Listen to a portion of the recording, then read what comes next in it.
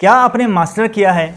अगर हाँ, तो क्या आपने कभी सोचा है कि आप एक पीएचडी डॉक्टर से ज़्यादा कामयाब हो सकते हैं? मगर कैसे?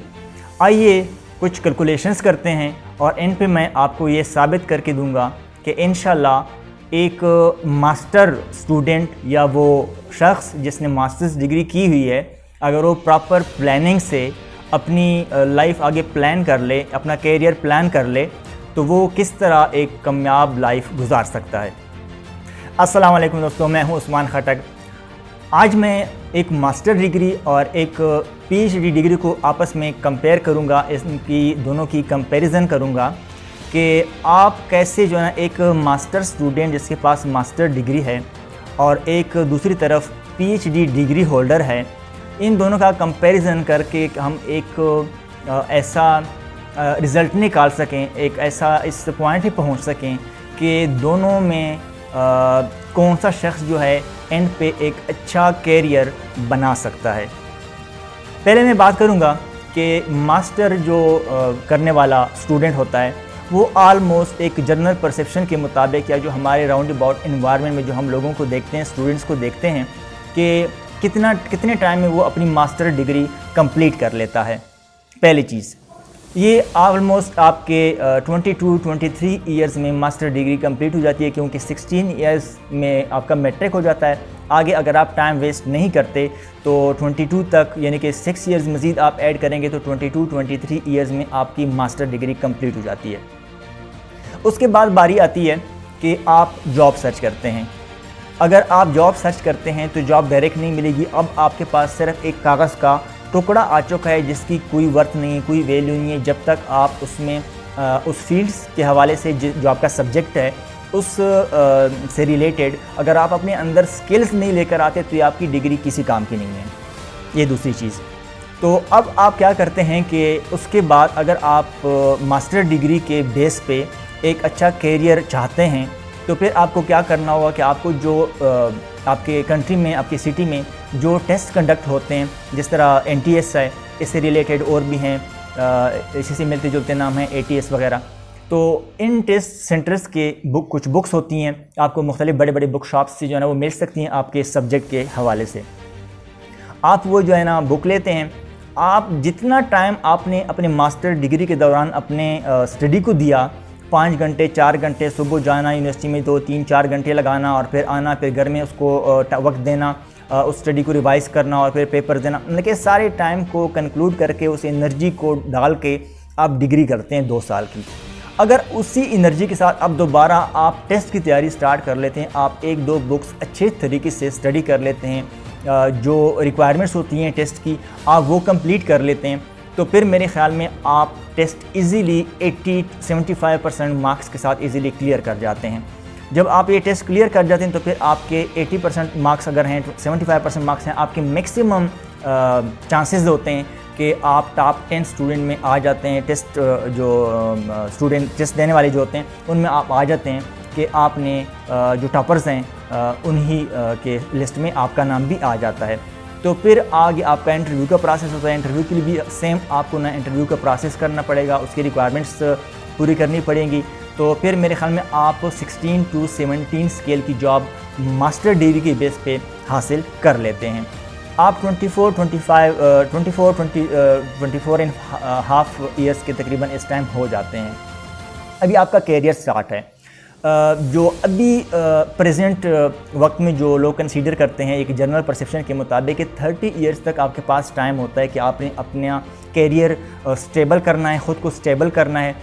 30 ईयर्स तक आपके पास टाइम है। इसके बाद अगर आप कहेंगे कि मेरा कैरियर बनेगा तो फिर वो वक्त का ज़िया ही कंसीडर किया जाता है। तो 24 एंड हाफ ईयर्स के बाद आपको इस एज में जॉब मिल गई। अब आपका कैरियर यहाँ से स्टार्ट हो जाता है। आप 16 या 17 स्केल पे आपकी हायरिंग हो जाती है। इसके बाद आपके पास 5.5 साल हैं 30 ईयर्स तक। इन 5.5 सालों में जब आप अपना कैरियर चलाते हैं, गवर्नमेंट की जॉब में आपको 5 साल के बाद आप प्रमोशन के अहल हो जाते हैं कि आपकी प्रमोशन किसी वक्त भी हो जाती है। तो आप 18 स्केल तक भी 30 ईयर्स के एज में जा सकते हैं। इस वक्त आपकी आलमोस्ट सैलरी होती है 18 स्केल की, अगर हम बात करें 1 लाख के लगभग आपकी सैलरी हो जाती है। इसके बीच में आप 2-2.5 साल जॉब करके यानी कि 25-26 साल की एज में आप शादी भी कर लेते हैं। 30 साल से पहले आपकी जो है ना 1-2 बच्चे भी हो सकते हैं। यानी कि आप ओवरऑल अगर लाइफ के ऊपर नज़र डालें तो आप सारे हर तरफ से जो है ना आप एक फ़ायदे के लाइन में जा रहे होते हैं। आपको जॉब मिली, आपकी जो जवानी की पीक है उसी में जो है ना आपकी शादी भी हो गई, आपको एक अच्छा कैरियर भी मिला, आपका टाइम भी बचा और आप 30 ईयर्स से कम एज में या 32 ईयर्स से कम एज में आप एक स्टेबल, एक अच्छे सैलरी पर्सन बन जाते हैं। उसके बाद आपके पास क्या होता है कि आपके पास एक अच्छी सैलरी आ जाती है और आपके पास 8 घंटे के टाइम की आपकी टाइमिंग है ड्यूटी की, और उसके बाद आप फ्री हैं, चाहे वो टाइम आप अपने फैमिली को दें या आप वो टाइम अपने पार्ट टाइम बिज़नेस या कोई भी काम आप साथ चला सकते हैं। इस 30 या 32 ईयर्स तक मैंने ये इसकी एक पॉइंट आपको बताया मास्टर डिग्री की। अब हम जाते हैं पीएचडी की तरफ। पीएचडी में क्या होता है कि आप 22 ईयर्स, 22.5 या 23 ईयर्स में आप जो है ना मास्टर डिग्री लेते हैं।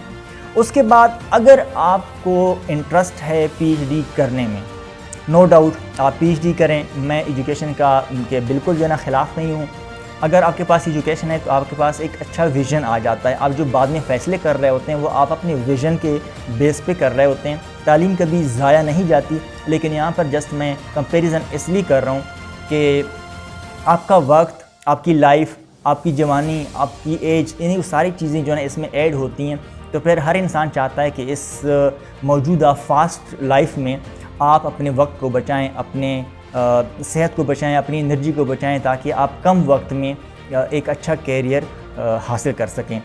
22 या 23 ईयर्स में आपकी मास्टर डिग्री आ जाती है। उसके बाद आप एमएस करते हैं, पीएचडी करते हैं। ऑलमोस्ट ना चाहते हुए भी आप 32, कम से कम भी अगर आप कंसीडर करते हैं तो आप 32 ईयर्स से पहले पीएचडी नहीं कर सकते। 32 ईयर्स के आप हो जाते हैं।